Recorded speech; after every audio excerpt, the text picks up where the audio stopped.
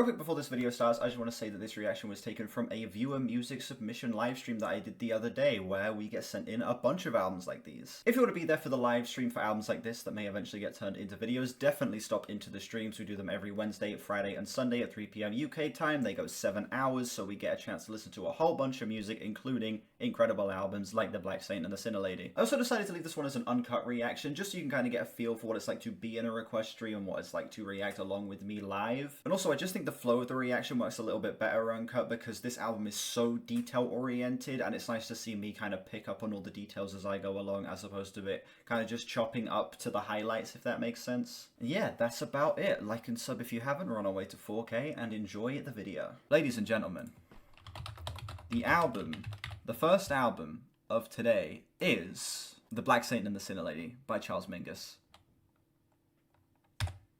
We're doing The Black Saint and the Sinner Lady by Charles Mingus, ladies and gentlemen. That is hype as fuck. That is so hype. Okay. Canon Fantano 10. Canon Fantano 10. Okay. Colin 925 sends this one in. I am so hyped. I am so hyped about this. Is this going to be the first video I've uploaded on a jazz album? Yeah. This album came out in 1963. 4 tracks. 37 minutes. This is a jazz classic. This is one of like the first jazz albums I wanted to do. I wanted to do this album, wanted to do one of the 2 big Miles Davis albums, either Bitches Brew or Kinda Blue. Also wanted to do a John Coltrane album. This is like one of those very first jazz albums I wanted to do, and I guess this is the one we're starting with. This is one of the most beloved, if not maybe the most acclaimed jazz album of all time. I mean, the amount of praise that has been thrown onto this thing is absolutely nuts. It is number 13 of all time on Album of the Year and number 1 for 1963. Same year you get an album like Freewheelin' Bob Dylan, Duke Ellington, and John Coltrane as well. Like this is this the highest rated jazz album of all time? Are there any jazz albums above it? No, there's not. This is the highest rated jazz album of all time on Album of the Year. That's big shit right there. Oh, perfect. So, yeah, everyone that I follow glazes this shit out of this as well. 100 from White Man, 97 from Shaden, 99 from Brandon. Who else has heard this? I'm guessing ARTV? I don't know, Boo Ben, 97. T-Pab is technically jazz rap. We're not counting. To Pimp a Butterfly is not a jazz album. We're not counting that. It has jazz elements, but it's not a jazz album. It's not a jazz album. Listen, I'm going into this with literally the highest expectations on the planet. I'm going into this expecting to give this thing, at the bare minimum, like a high 9, okay? You better expect peak glaze from me. And I'm also going into this album blind. I've not heard any of the songs from this yet. Let's just get straight into this. Track A, it's listed track A, B, C, and D. Track A, Solo Dancer.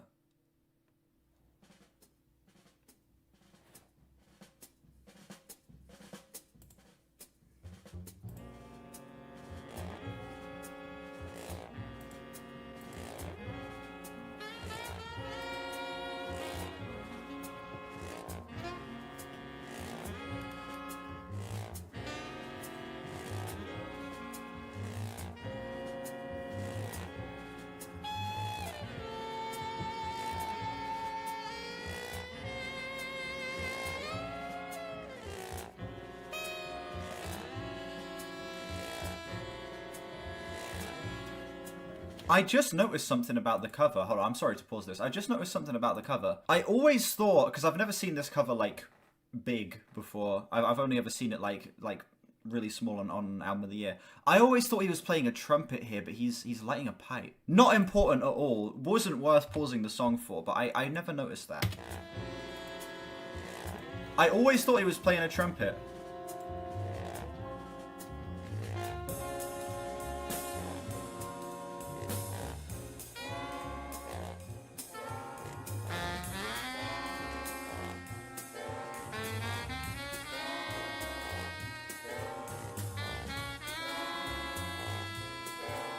What's up, nothing in my way? I'm changing the title of the stream. This is worthy enough for me to change the title of the stream.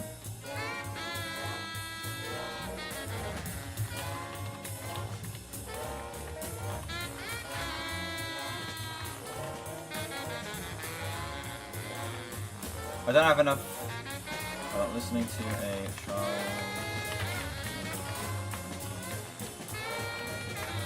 I don't have enough characters. Right, we're gonna cancel.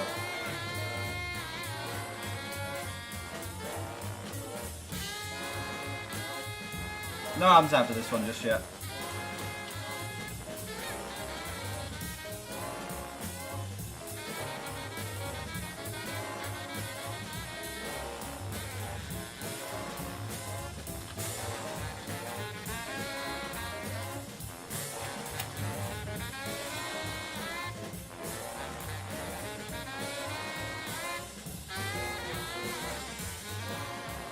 The Eurocrest was had nothing in my head.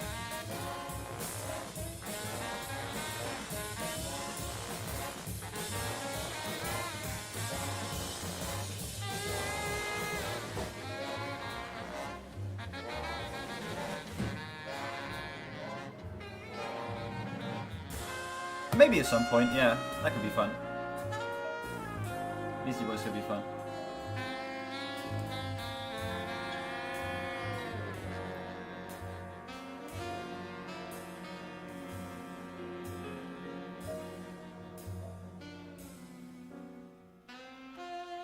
Ooh.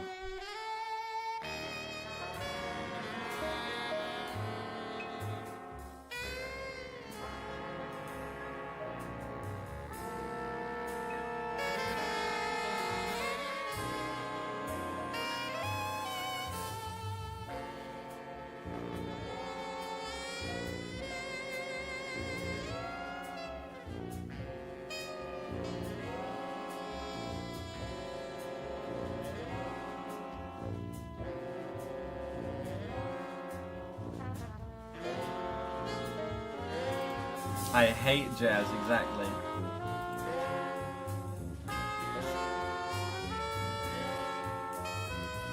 Something so nightmarish about this.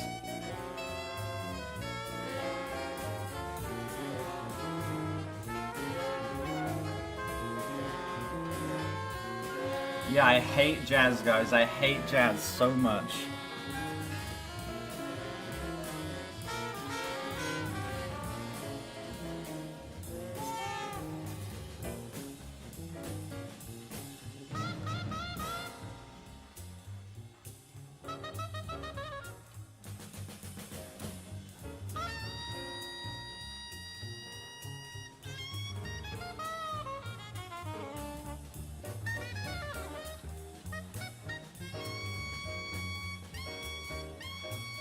It's so fucking weird. You can never really tell where this is going.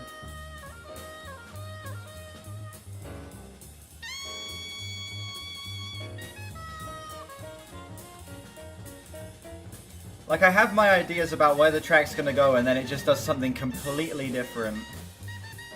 Jazz, more like jazz? Exactly.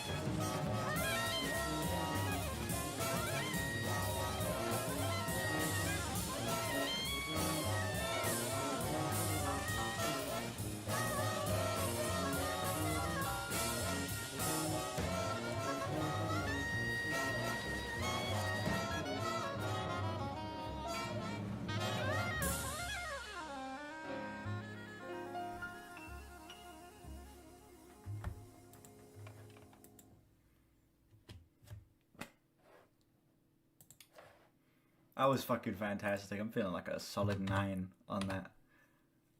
Hell of a way to kick this off. An unpredictable, nightmarish song that really keeps you on your toes the entire way throughout. Anytime I thought I knew where the song was going, it just completely went in the opposite direction.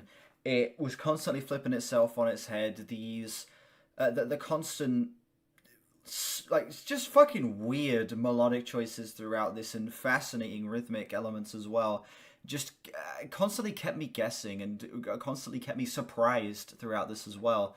And I don't know, it felt like just the performances here are top notch, particularly the brass. There is such an expressive and very vocal quality about the brass, particularly that I think it was a trumpet in the right channel. There is just, again, something so expressive and vocal about it that just I felt like I've never really heard before. There's something about this that just feels so fresh and so new to me, despite this album, you know, being 62 years old. My expectations are being met. My expectations are being met. This is, yeah, a fantastic way to kick this off. Track B, Duet Solo Dances.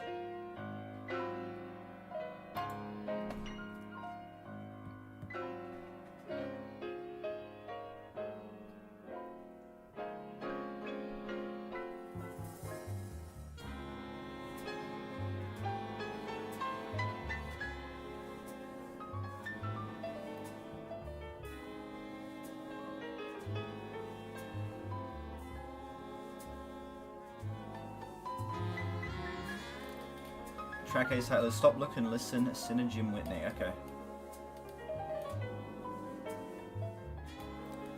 Maybe subtitle is Hearts Beat and a Shades. Hearts Beat and Shades in Physical Embraces. I don't know why I struggled to read that so much.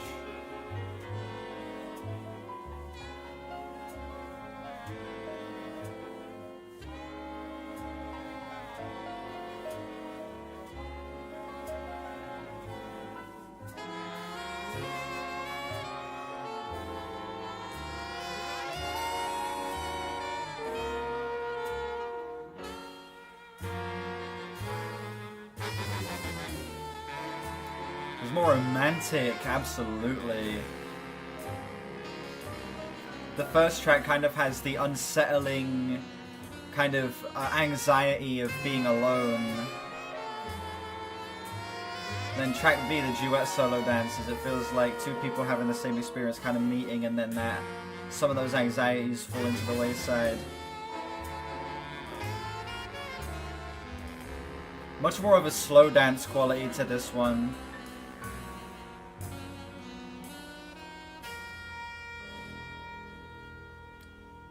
Look at how many fucking performers are on this thing, by the way.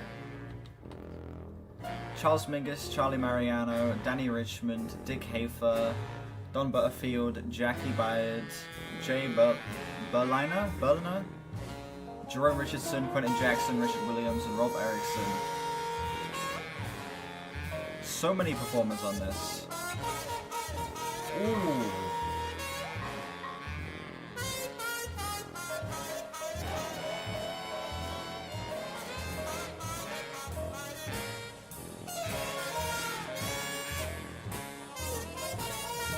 Oh my god.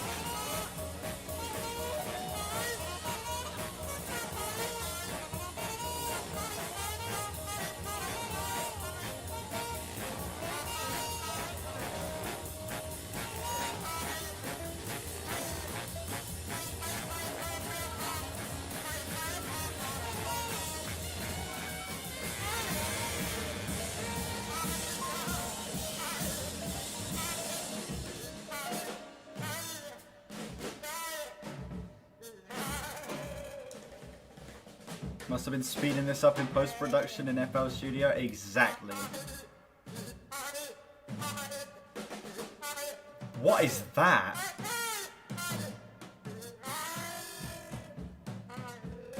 Talking about, you know, a vocal quality to some of the brass, that literally sounded like someone talking.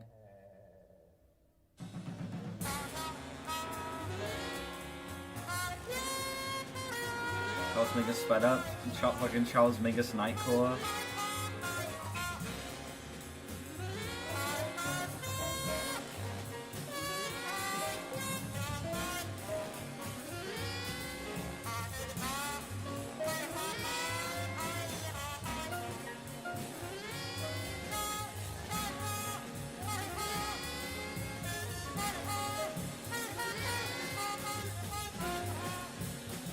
The imagery, man, it's beautiful.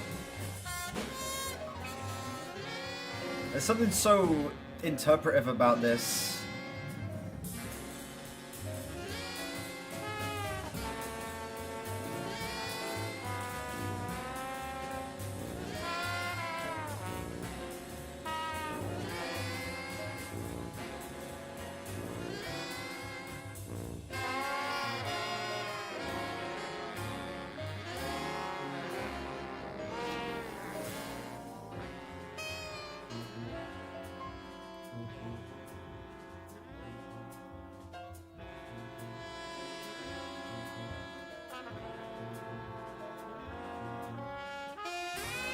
Once this whole grace is insane, it feels like there's a constant struggle at hand, yet still a cohesive fluidity, yeah.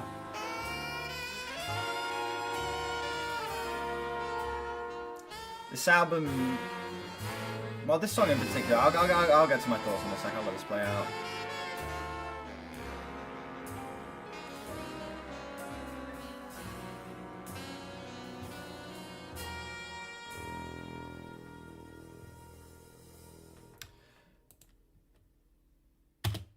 Yeah, this song is very sleazy and laid back, while still being incredibly striking and powerful. I think that this track is an absolutely beautiful example of sonic storytelling, where you get the title, Duet Solo Dancers, you think of it as a follow-up to the previous track where it's a solo dancer.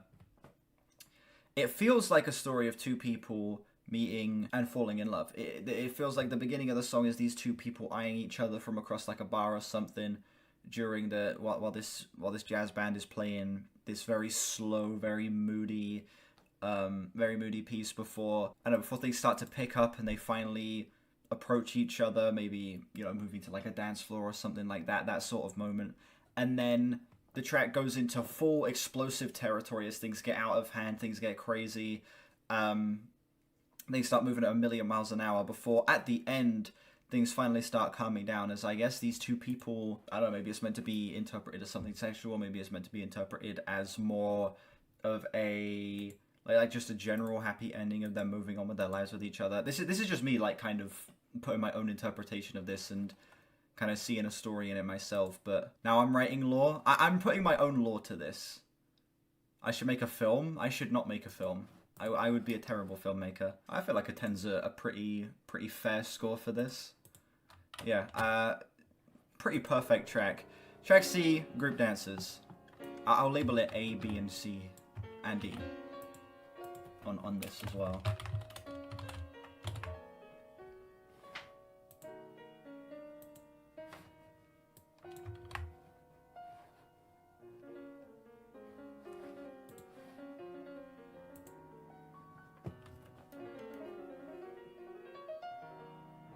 See me make a movie like Albert Hitchcock? I don't think his name was Albert. My tummy is grumbling. I ate not long ago.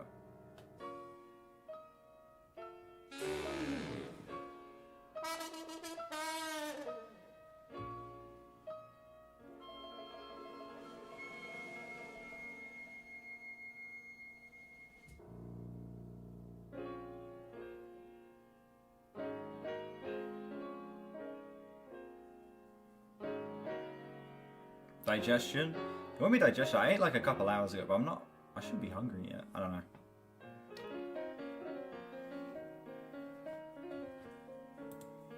I think my body just hates me.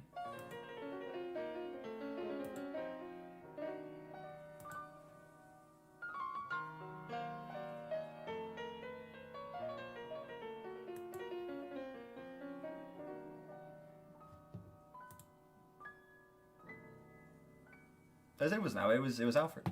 Alfred Hitchcock. Oh, I see.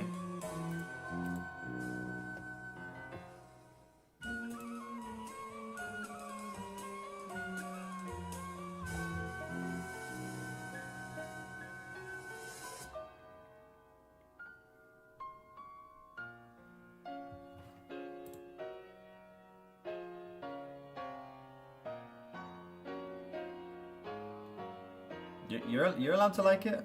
Okay. I just think it's a very rough, very unflattering debut for the band. You're allowed to like it.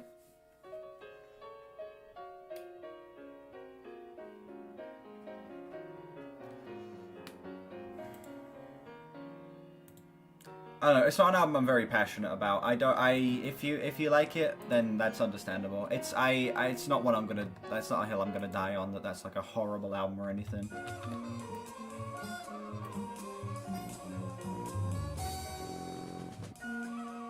Yeah, this Mingus album, pretty rough, kind of terrible to be honest.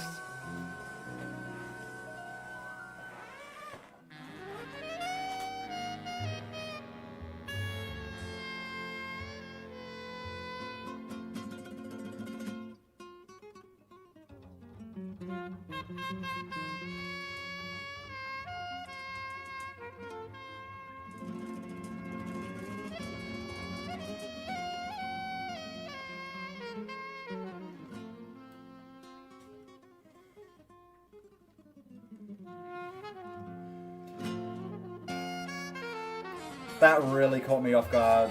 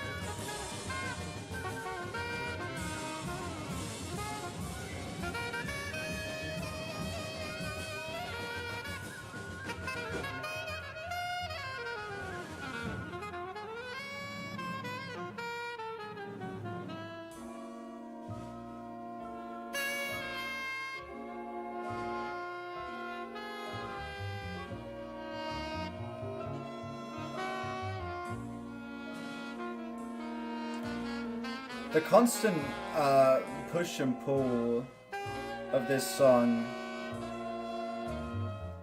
kind of gives it a very, I don't know, it gives it a very abrasive quality that I feel like is really making it click with me.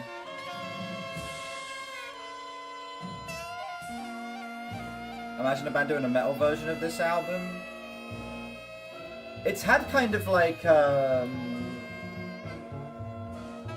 I don't know, there's been a bit of a melancholic, pessimistic undertone to this. I feel like a metal version of this could go hard.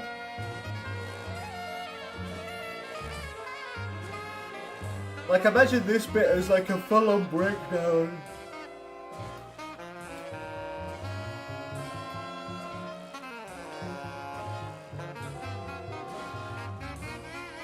That is sludge metal Mingus.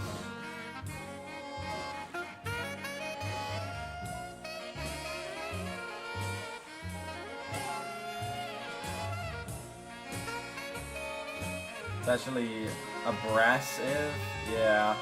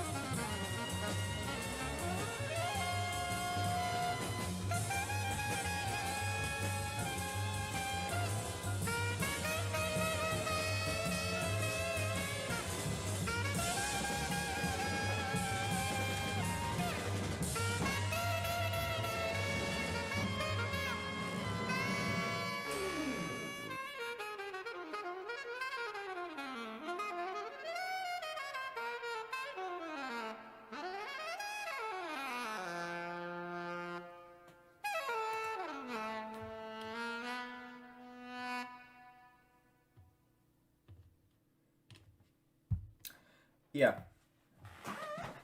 This album's blowing me away. This is just like some absolutely crushing jazz music. This is an excellent display of technical proficiency, an excellent display of a musical prowess as well in terms of like crafting a well-structured jazz track.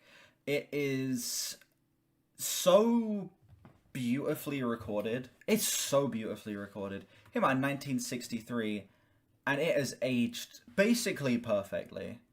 I am genuinely like in shock at how good this is. It's so interpretive. It's so it's not very specific in its imagery. It's just kind of giving you a flavor, giving you a tone, and sort of making you like take it in your own direction and have your own interpretation as to what's happening throughout this. And I think this song does that beautifully, adding in flamenco elements, adding in so much push and pull to the pacing of this track that is so much of a mindfuck. It completely throws me off throughout multiple points in this track. This album it's living up to its reputation. It really is. Low 9 on that one.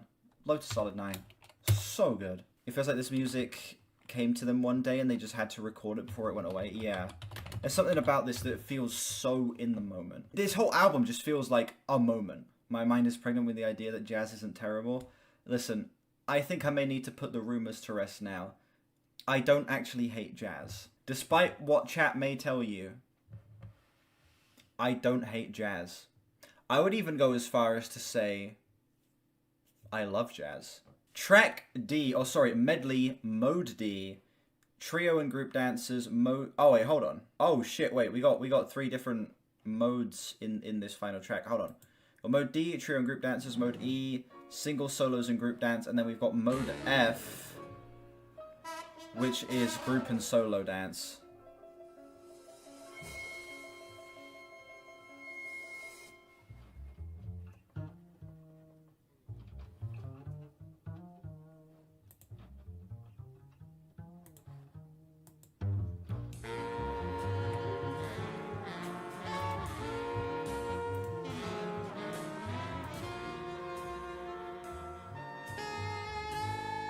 I saw you sent me Aramex.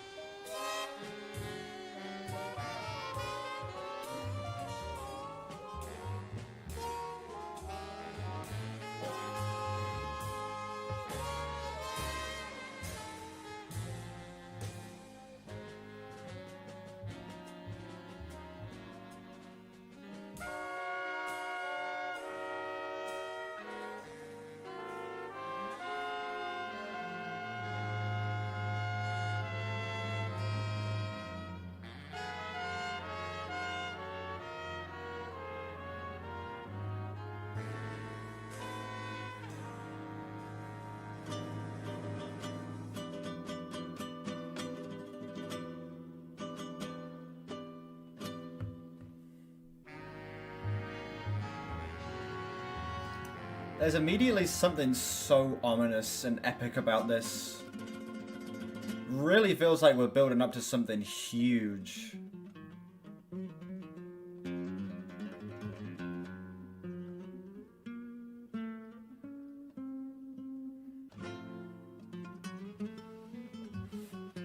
So we're back to track C.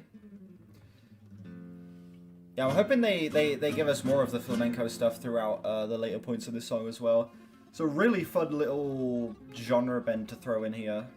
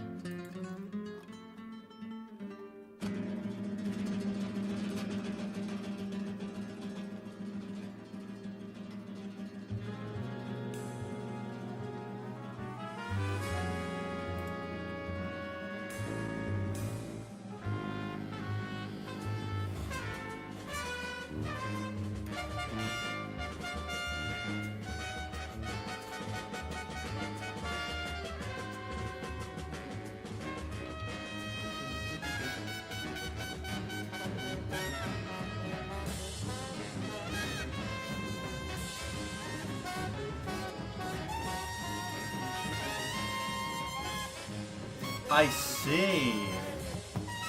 That's how I envision it. The flamenco being associated with white culture and cinema. And jazz with black culture the same. I see.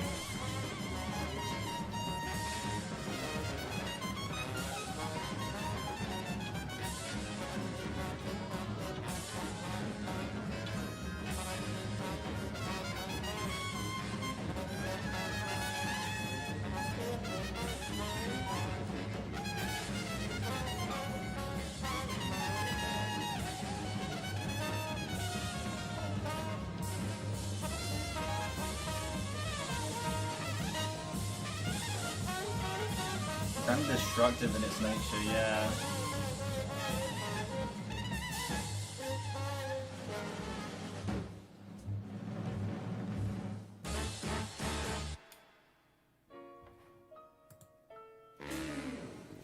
There's a little added bit on the cover here. What does it say? From a poem, touch my beloved's thought while her world's affluence crumbles at my feet.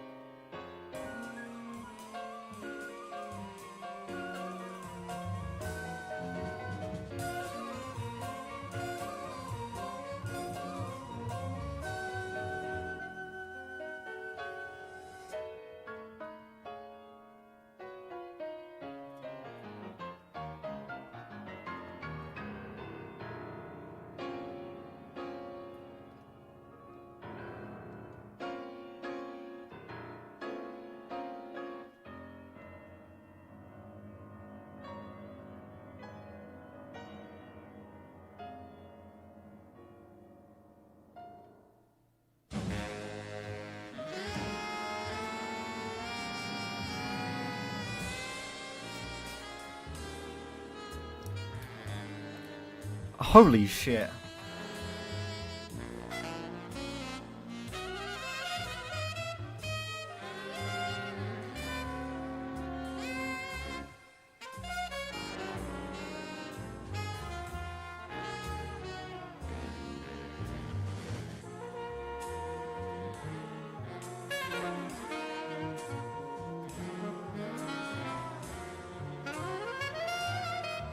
We're only a third of the way into the song. I'm ready to give this thing a 10. This is one of the best things I've ever heard.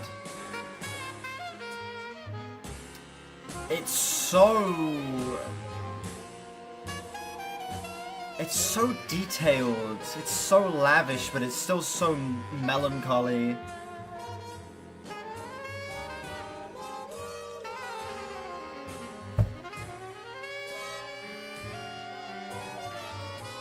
Like, it's surprisingly expressive for how interpretive it is as well.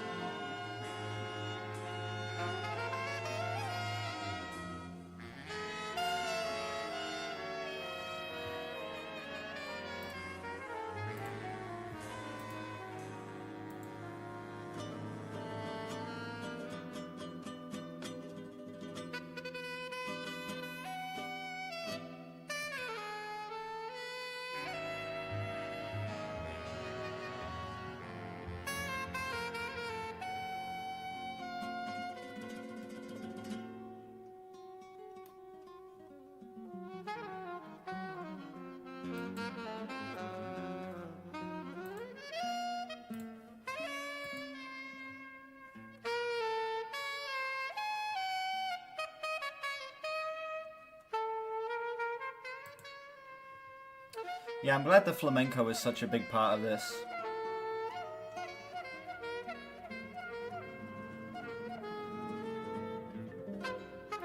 Was that a marimba?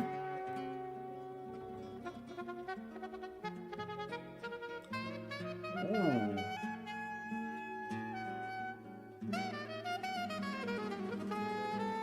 I don't know if it's a marimba. I think it might just be a glockenspiel or something like that. Kind of has a more wooden quality to it there.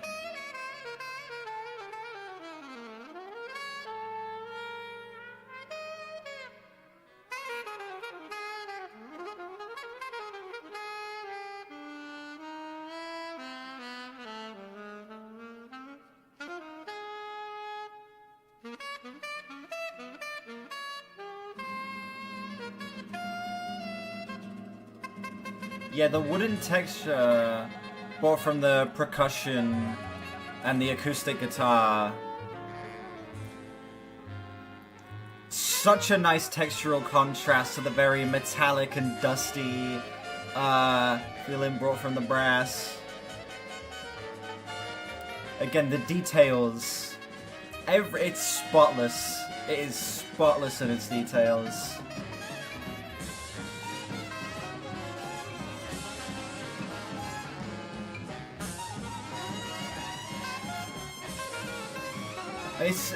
And then it goes into this, it's so primal, it's so like, there's something so animalistic about this.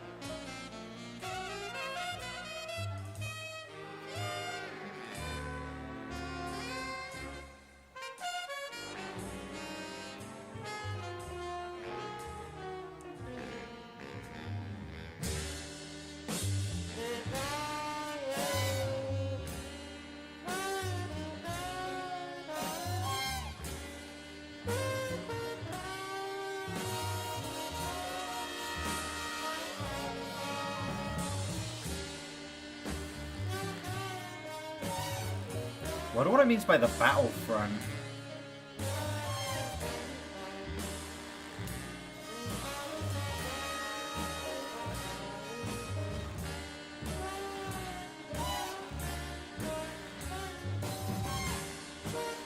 The way the tempo is crawling.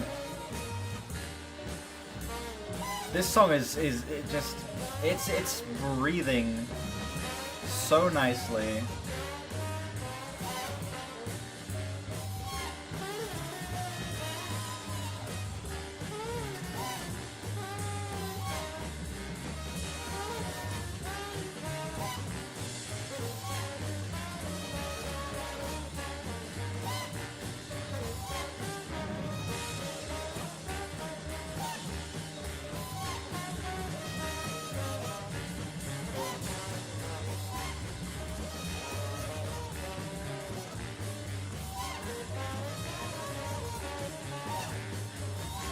Yeah.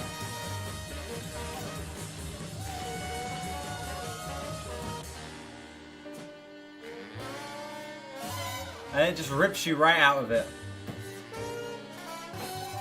All of this chaos, all of this unbalance, it just snaps you back into reality out of nowhere.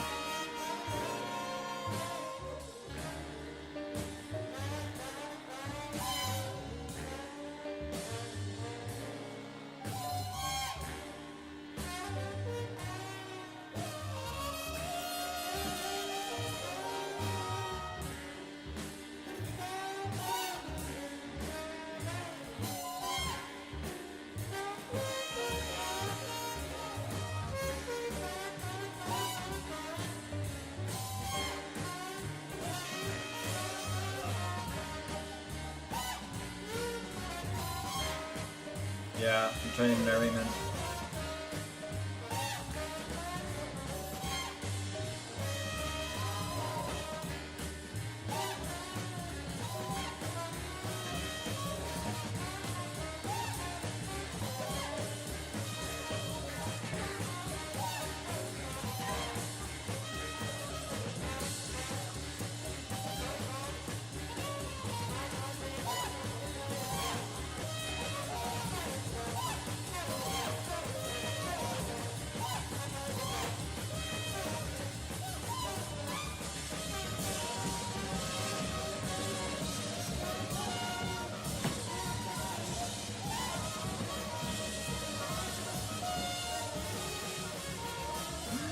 Oh my god, dude.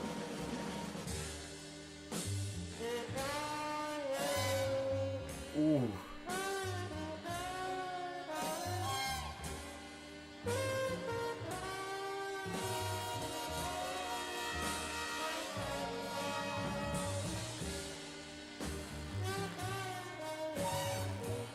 Absolutely. Absolutely. Oh, I agree with this as well. It's so engaging. It commands your attention. Because it paces itself so well. All of these slowdowns are so shocking, and then the build-ups are just like...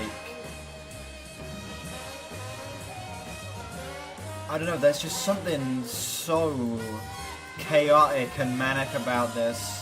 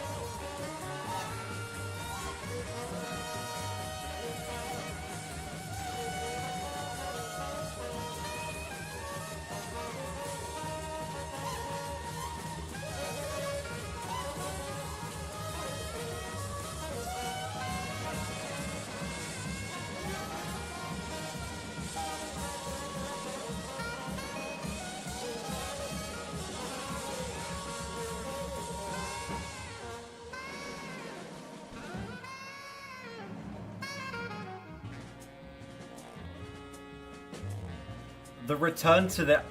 Wow. Beautiful callback. Incredible callback. Such a great full circle moment for this song to end on, dude. Oh my god. This is astounding.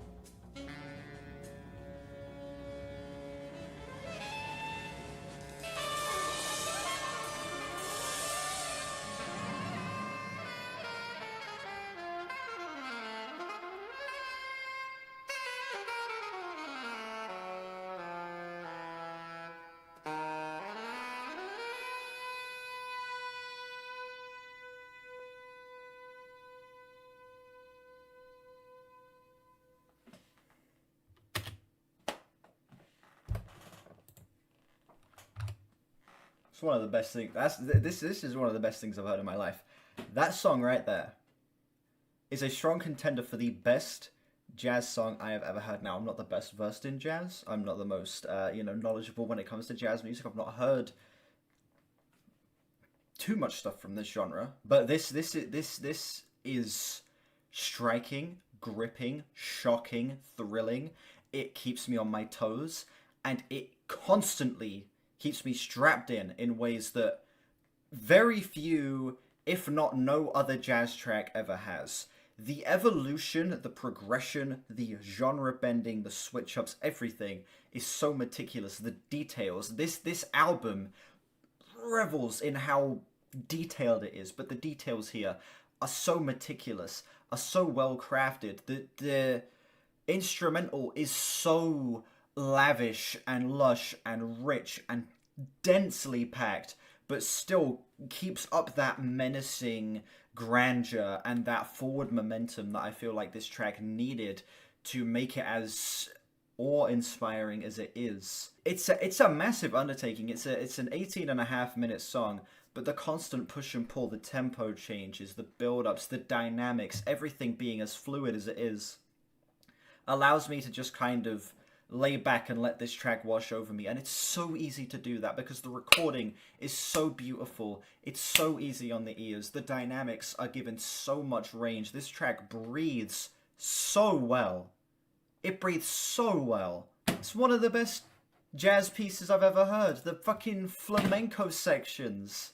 They add flamenco sections into the middle of this jazz piece, and it's absolutely beautiful. Great callbacks throughout this as well. Yeah, it's meant to be a medley, but it feels like it's not only a medley of, like, the after events of the previous songs. It feels like it's calling back to the previous tracks at multiple points. You have a nice full circle moment at the end of the song. You have the callbacks to the flamenco sections of track C as well. And it's kind of mixing the styles of the solo, duet, and group dances as well. I'm left with a million things to say, but also speechless at the same time, because I don't know how I would even begin to structure my thoughts on that song. I've just given you, like, the liner notes of what my thoughts on this track on this track are, but I feel like I could think about something new that I loved from it. I could think about a new detail. I could think about a new element of this song, a new production choice, a new moment of fun kind of back and forth between the instruments, and probably talk about this song for 20 minutes. Easiest 10, one of the best songs I've heard on one of these streams. Feeling a high 9 on this album, ladies and gentlemen. 9.7, 9.8. This is fucking fantastic. This is an album that absolutely lives up to its hype, and one that is probably going to grow to be a 10 on further listens before the video. I think that this is such a beautiful, such a incredible example of how you do interpretive music, but that doesn't come across as disconnected. You know, that it's still so detailed. It still gives you such a strong tone, still gives you such a strong flavor, and allows you to kind of put your own spin on these tracks, create your own story behind all of these songs. It kind of feels exactly like what this style of jazz is. It's like very controlled improv, where it's like it gives you a tone, it gives you an aesthetic, and it allows you to do your own thing on top of that, in the same way that they obviously would structure these tracks out very carefully and then allow the musicians to improvise on top of that. It's essentially perfect. There's not really a single moment of this that I can say I didn't love. There's not a single moment that I can say I didn't find to be, like, marvelous and awe-inspiring, that I didn't find to be gripping and thrilling. It was never predictable. It never felt settled on one idea. It felt like the album constantly needed to go and do something else, explore a new fun avenue. It felt like it was constantly able to expand on its ideas. It's kind of it's giving me a headache trying to think about how amazing that was. 98. We'll go with a 9.8 on this first listen. But yeah, expect that score to maybe go up. Thank you all so much for watching this video. Let me know what you think of this album down below, and how does it compare to other classic jazz albums for you. Yeah, like and sub if you haven't. We are on our way to 4K. Links in the description to my Discord, my album of the year, my Twitter, and my other channels. Check those out if you haven't. And I will see you all whenever I next stream or upload. Bye bye.